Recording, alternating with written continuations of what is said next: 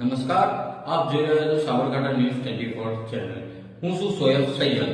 આવો આજના મુખ્ય સમાચારો પર નજર નાખીએ.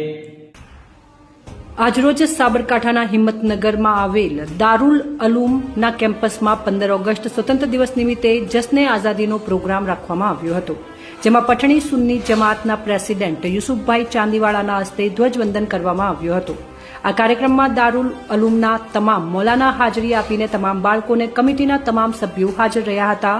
મુફ્તી સાહેબે દેશની આઝાદીના શું ફાયદા છે તેના વિશે માર્ગદર્શન આપ્યું હતું. દેશની આઝાદી માટે દેશના લોકોએ શું યોગદાન આપ્યું હતું તેના વિશે પણ માહિતગાર કરીને તમામ લોકોને આઝાદી વિશે સમજાવ્યા હતા. ત્યાર પછી વૃક્ષારોપણનો કાર્યક્રમ પણ રાખવામાં આવ્યો હતો. ખૂબ જ ઉત્સાહ અને ઉમંગ સાથે આ કાર્યક્રમ સફળ થયો હતો. હિંમતનગરથી ઇલિયાસ મંસૂરી, સાબરકાંઠા ન્યૂઝ 24. સાબરકાંઠા ન્યૂઝ 24 ને સબસ્ક્રાઇબ કરી લાઇક કરવાનું ભૂલશો નહીં, જેથી આવનારા સમયમાં ઝડપથી આપના સુધી સમાચાર પ્રાપ્ત થઈ શકે.